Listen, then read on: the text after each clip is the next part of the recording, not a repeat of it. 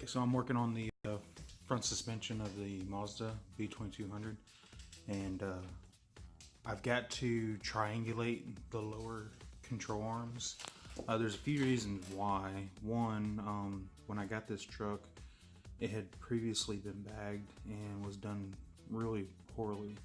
So I had to cut everything out that had previously been done, or that had previously been done, and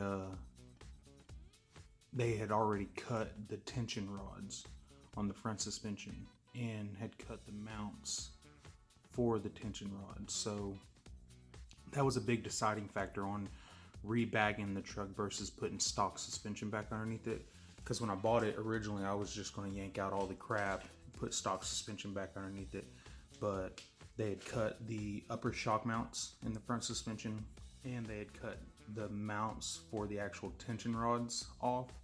So even if I was to put torsion bars back on it, I wouldn't have had any way to control the ride without building custom shock mounts. And if I was going to get into that, I might as well just rebag it. I had almost everything laying around to do that.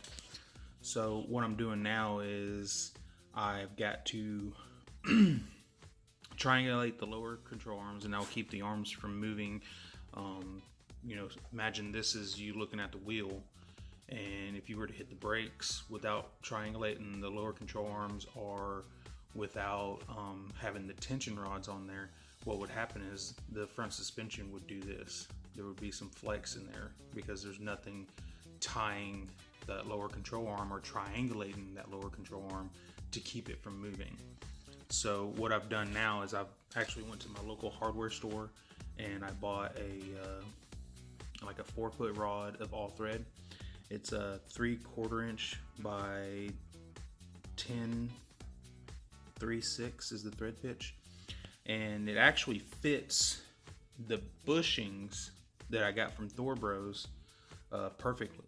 So now all I have to do is grind down the end that goes through the control arm and the bushings, the factory stuff, so that way I can make my templates to build off of for the triangulation. So kind of give you guys an idea of what I'm talking about. Let me show you what I got. Okay, so this is what I'm talking about. This is the all thread, and then this is the bushing without the inner sleeve. Let me see if I can get it to focus. This is the bushing without the inner sleeve. So imagine that this section right here is stuck through the control arm, like so. And then I'll be able to set this bar end anywhere in between here and the end, and then I'll be able to tie in a piece of tubing from here over to the control arm, and that will triangulate it. So it'll be, it'll come out, and then it'll come over, and then it'll tie into the lower control arm somewhere, and then I'll also be able to build my shock mounts off of that. But I needed this in order to know exactly what my pivot point is. So what I'm going to do now is I'm going to grind down these threads to where it actually fits into the control arm and through the bushing on the frame, and I'll be able to go from there.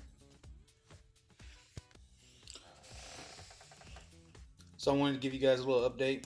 So if you're real careful and you use a flappy disc, you can take down just enough of the threads to allow it to go through, but still also be able to use nuts and washers if you need to. That way you can make sure everything's nice and tight and that the arm is actually positioned where you need it before you start making your templates for your bracket. So let me guys show you what I mean. So it's nice and snug through here. You have to kind of wiggle it to get it out.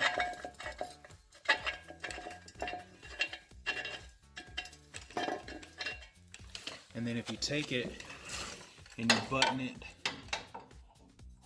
if you push it through the bushing, there's just barely a little bit of wiggle room, which this is simulating this factory bolt that goes through here.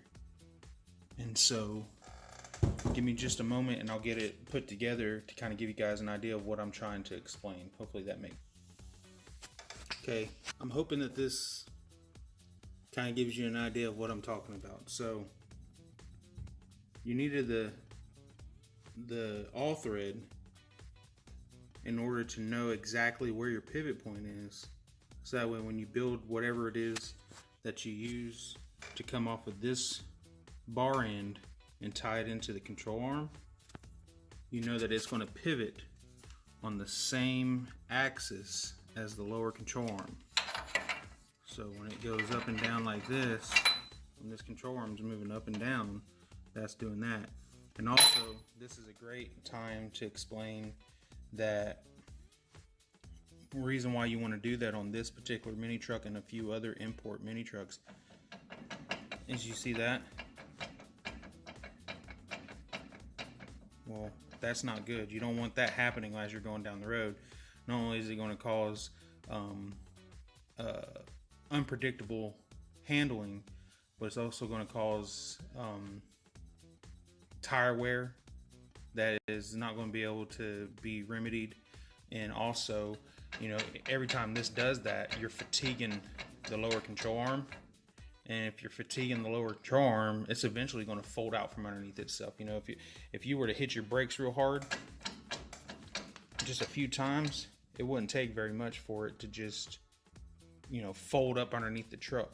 And, you know, I've seen that happen in four-wheel drives where it just wasn't strong enough and they hit one too many, you know, jumps, or, you know, they hit one too many mud holes and the lower control arm just folds out from underneath itself.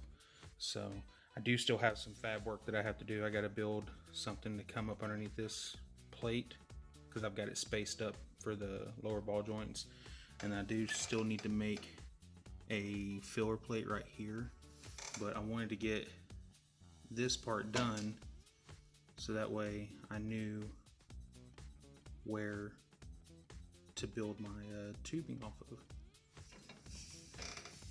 Hopefully that makes sense.